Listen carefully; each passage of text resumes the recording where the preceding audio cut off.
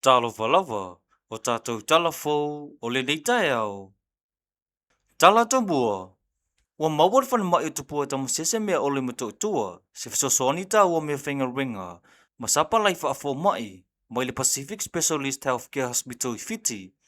Na taua au ina le fisosoni si sau ningam tanga ringa se fua malolo ina mato tua, masata lien minister se fua malolo ina, vaa wao salu malolo fipo.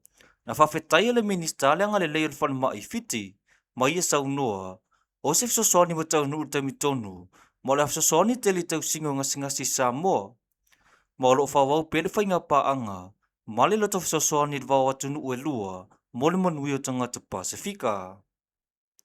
Nisi o tala, sau note te ore tua ngai, tuila e pasai lele malia le ngoi, e sol tula fonu tele tuftu whaino tupe, ili taimir whainga pa lota. Melea, o mkwasor kula fongo makirkila. O le me whaingo fie ai pe a whai se morianga.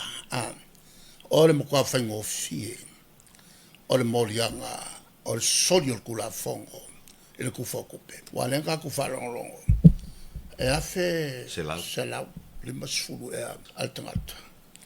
O le fongo whikalai, ale i tapipi. Ngave ese mai le longa kofi. Anga ua maua, ua whairanga whakosinga i sfukala. Sfukala nga ke ai. Ale melea, o longa winga. A whai e awha se lauri masfuru. A ko se furu loko ai, o loko lua makamaki.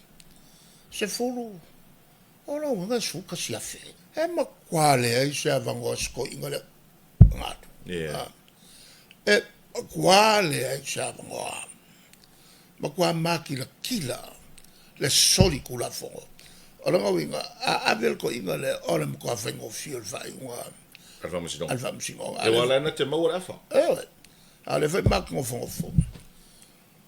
Po le ale mako mka upula whai ai.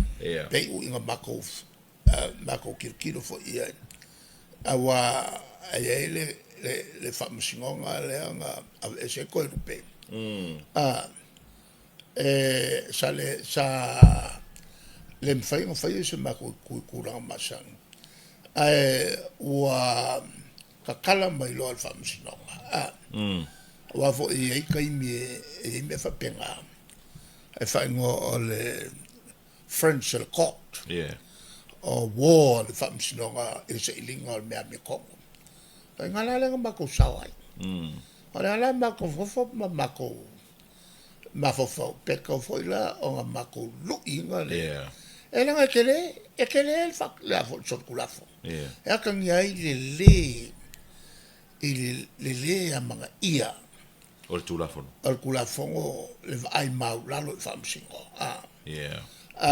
Wa o lala mela ele yalu se sui o le chapipi. O lala mela yo o fasifako singa. E vanga siko inga lale siko inga waru longa soifua o le whaiaonga ke le longa sao e leo siko inga fo i e lau i loa ia maila ile ko inga e feo lolo anga ia palo Ni masarau mo tupu. longa winga anga le ai lale e ale il konginga le ngei awa longa o whawhenga i le ko inga ma le si 4 milion o e makuale ai masava ngosko inga e sawai o le fisili la o la winga o fia o kou e sa whaka e le kou sui wa o mai wa sa o mai o kupe le mela le el mako wa kaofi ke le avango e lui ai le fai unga lea Te te o le tua ngai, tula e pasai lele malie le ngoi. Wa mata ni le fonu tele re kalisio me tutisi au au i Samoa, ma tunu i fafo. Ina ua mai ane fonu au uso whare fani, ma le wha unga le kolisio whai whi au i piula. I le wha unga le wasana te nei, e tau se fonu maritasi au au na whau, ma mawala tauti piloma i mata o pisiri sili. Ai sa tau au ina fo itu se pasi mai si wha ilonga, mo awa o tau sanga ese. Tala mulmuli, ua mai ata penanga mulmuli al au le tenuu, mo le malanga atu Glasgow sko ke langi. E tau sini oi ta alonga tau pulenga, lua afi lua sun mo le ono. Ma ole malanga le si vainga momua ile vai aso le nei. E tolu se fulu mali iwa le au whai au malanga Samoa. E au fie mani rosu ma tasel au ta alo. Rea tau vai ta longo e 5. E au fie ai sisi ua mea mafa. Fusu anga. Tau vanga a au. A feliti mo le turo. Ole vai inga sisi ua mea mafa pito to tele ai sui. Mai to se fulu mali tolu i la tau. Wanga vai tau wanga wha bao ma lo. Sau nola fisa silur sas nok. Tuala Matthew vaya. O mai eta penanga umale au. O sa uni faima ave fu ole atenuu. Ile nei wha moe moe tele. O tātou telefona o le nei tai au. Manu i ele aso.